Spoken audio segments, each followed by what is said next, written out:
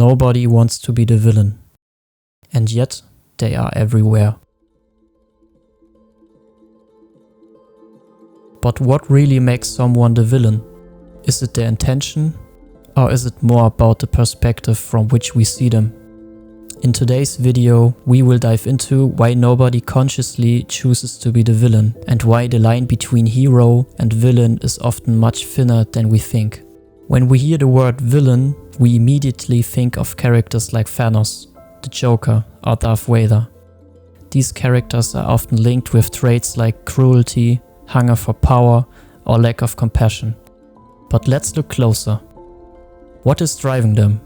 Interestingly, these characters don't see themselves as evil. Thanos believes he's saving the universe by reducing its population. The Joker sees himself as freeing society from its constraints. Darth Vader acts in the name of what he believes is order. Each of these villains genuinely think their actions are justified. What we see as evil is often just a matter of perspective. Our view is shaped by our values, beliefs, and experiences. Imagine a story where you only hear one side. You will almost naturally see the other side as wrong or bad. This is where the idea comes in. What if we could switch perspectives? Would we see the supposed villain differently?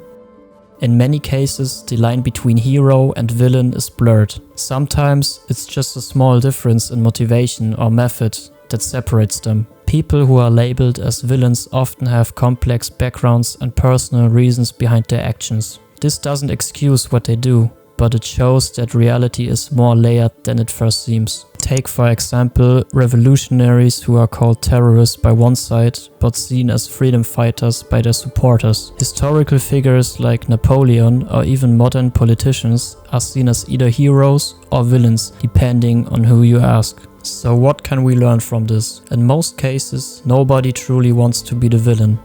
People act based on their beliefs, environment, or life experiences. They often see themselves as the hero of their own story, even if the world views them differently. Of course, there's real cruelty in the world, and some actions are inexcusable. But behind many actions, there are deeper motives: the need for safety, recognition, love, or simply survival. These motives can lead to extreme actions that others judge as evil. In the end, one key takeaway is this: it's easy to label others as villains quickly, but sometimes we should pause and consider what drives someone to act the way they do. This doesn't mean we excuse everything, but it might open up space for understanding and humanity. The world isn't black and white. We all carry both light and shadow within us. The real question isn't whether someone is good or bad, but how we can learn to understand the motives of others without losing our own values. If you enjoyed this video and want to explore more deep topics like this, make sure to subscribe and let's discuss in the comments what good and evil really mean to you. See you next time.